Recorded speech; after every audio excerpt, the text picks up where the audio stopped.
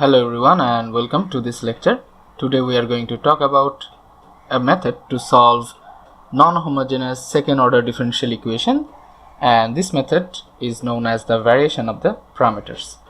So far we have seen second order differential equations with constant coefficients, and it's a bit hard when the coefficients are not constant, and we also saw some non-homogeneous equations, and we discussed a method called method of undetermined coefficient in the previous videos, but today we are going to look at something called a variation of parameters. And in this method we are going to see that we can symbolically solve whenever there is a non-homogeneous term is appearing on the right hand side of the differential equation. And to do that, what we're going to do is that first we will write our differential equation as, let's say, like this: y double prime of t. This t will be our independent variable, and then what we're going to do, we're going to, instead of taking the constant coefficients, now we're going to consider something, a function. So this p of t can be a number as well, and that will reduce down to the constant coefficient problem that we have dealt so far. And similarly we'll have a y prime over here, and finally we'll have some q of t, and there will be a y of t, and this will be equals to some f of t.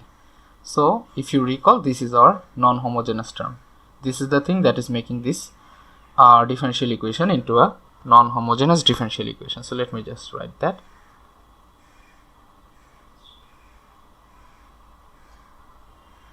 Now, if you consider the homogeneous equation,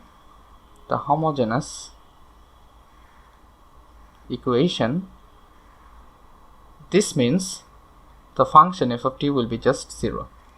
So the equation will now reduce down to this. Note that I am not writing the t explicitly now, because it is well understood from this line that they are a function of t. So the homogeneous equation will look something like this.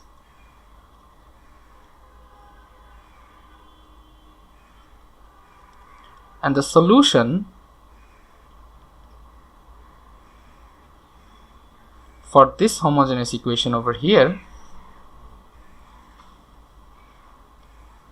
we are calling it the complementary solution, and it is denoted with yc with some constant over here. This is y1 and c2 y2. Note that this y's, y1 and y2, they will be time dependent, or so to say t dependent, while the c1 and c2s are determined by the initial or the boundary conditions. Now the question is, what happens when you have this non-homogeneous term over here? So if you recall that there should be a particular solution for the non-homogeneous term, so we write the non-homogeneous term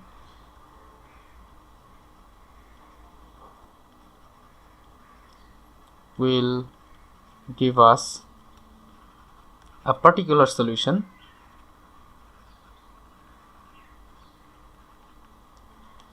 and we are calling that particular solution as yp. This is our particular solution, and the full solution to the differential equation will be yc plus yp. This is our full solution, and our main goal is to identify this yp with the method of variation of parameters. So let's try to now dive into the theory, and we'll see example in the next video. So our yp of t can be written as the following: u1 of t, y1 of t, u2t, y2t. Why it is like this? Because if you recall from solving the first order equations, we assumed that there should be a form of particular solution that will work, and this is that form. And here this y1 and y2 are coming from the complementary solution that is over here, and this u1 and u2 are the things that we need to find. So let me just write that down. We need to find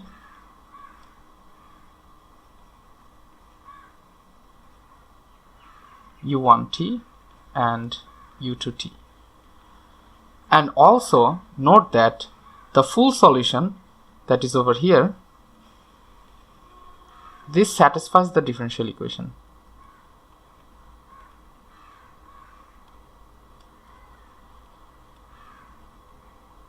And if you plug this into the differential equation over here, that is this guy, you will get a decoupled solution. The decoupled solution in terms of the complementary solution that is coming from this homogeneous part and the non-homogeneous part. So the non-homogeneous part, that is the yp, they will have a form like this. If you just plug it back and do some algebra, that is, you differentiate and you just decouple the terms, so the non-homogeneous part will be something like this.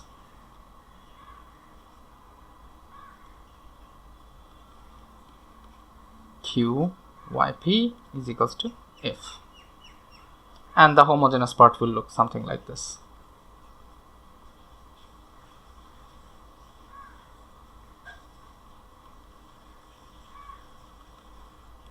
So we are assuming we have already solved this part.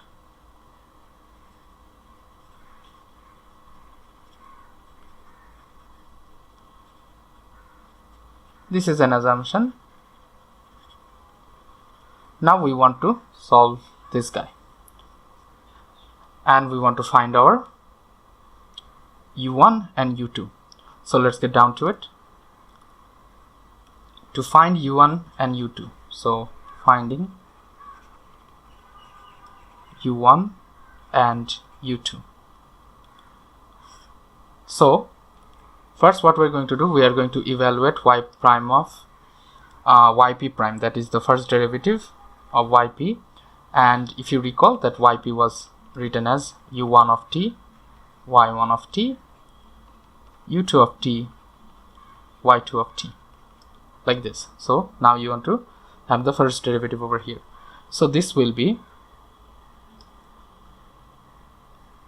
u1 prime, y1, u1, y1 prime, and then you will have u2 prime, y2, then u2, y2 prime. After that you want to evaluate the second derivative, right? And the second derivative will be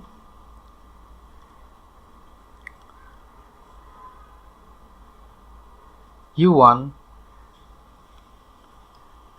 y1, and there will be a prime on both. Then you will have u1 double prime,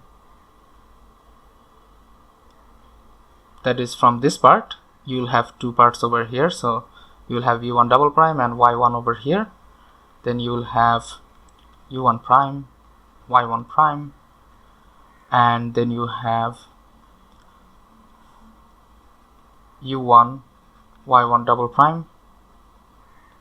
Similarly for u2, you will have, that is this term and this term, you will have u2 double prime y2 plus u2 prime y2 prime plus u2 prime y2 prime, then u2 y2 double prime. And now what we are going to do is that, let's call this equation 1, this is equation 2, and this is, let's see, equation 3. We are going to use 3 of these equations, and we are going to use this equation, let's say call it A. We are going to put this derivative, that is y double prime, y prime, and y over here, and then after doing some algebra we can find out some expressions. Hopefully we can find out some expressions that will help us to resolve what is u1 and u2. So let's try to do that. So let me write the whole thing again. This will be y double prime, this will be py prime, and this is qy. Obviously these are the particular solutions that we are looking for, and we'll have our f, Now if you write things down, and that is you write things down from equation 3, equation 2 and equation 1 and collect all the terms, you will have u1 y1 double prime p y1 prime q y1, then you will have u2 y2 double prime plus p y2 prime plus q y2 plus p times u1 y1 prime u2 y2 prime plus y1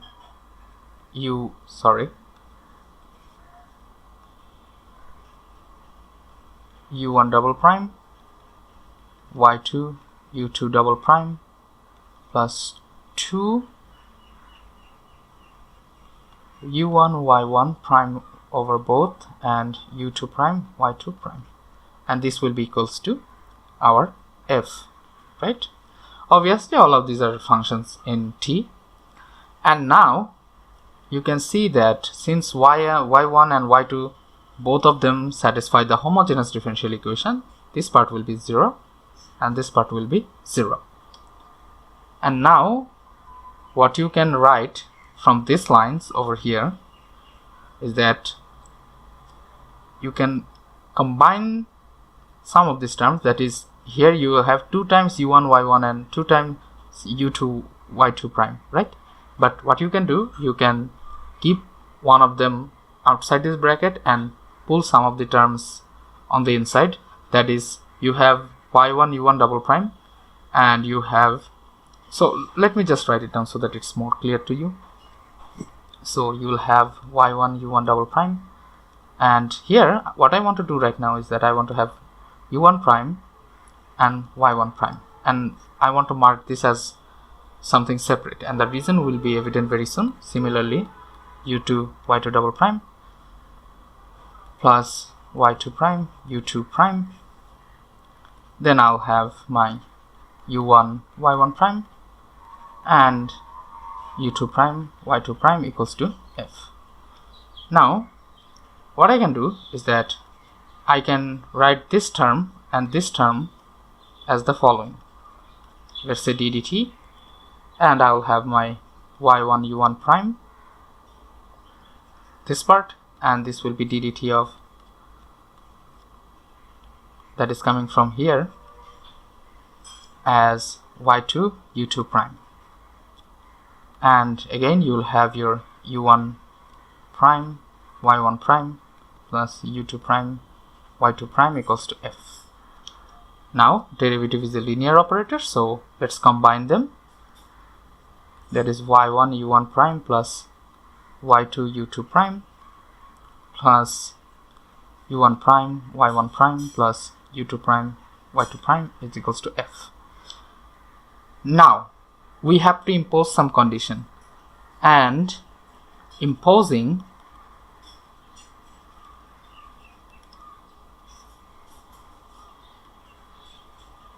y1 u1 prime plus y2 u2 prime equals to 0. This is the condition that we're imposing, and there is a reason for doing that, because we have two things to find out, that is u1 and u2, and we need at least 2 equations to do that, and this is a way to generate 2 equations out of this equation over here. And if you do that, that means if you take this part to be 0, that will mean, that is this part, if you are taking it to be 0, that will mean you will have y1 prime u1 prime plus y2 prime u2 prime is equals to f. Now we have 2 equations just by imposing this condition, right? And from here we can solve for,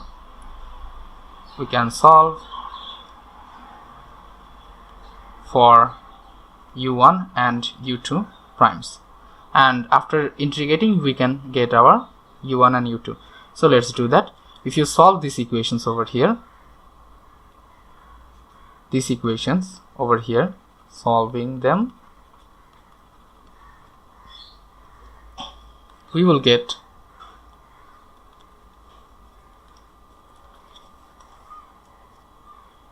u1 prime as minus y2 f divided by w, the Wronskian. And if you recall the Wronskian, okay, let me just be more explicit.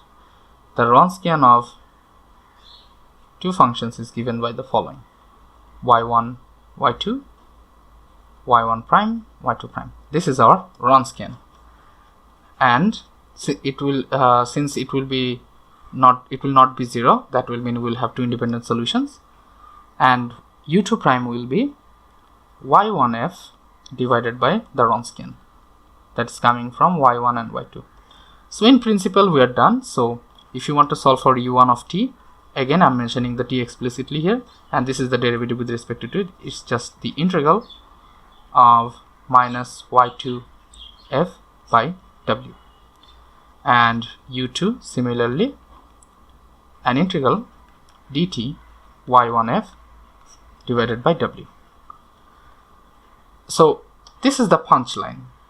That is how you can get this u1 and u2 for the variation of the parameters. So this method is called the variation of parameter, and in general, whenever you have some function, you want to check whether there is a particular solution is attainable or not, and then you go on and use this method.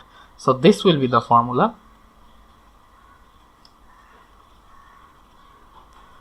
Relevant formula for variation of parameters, and it will let us know whether we can have a particular solution.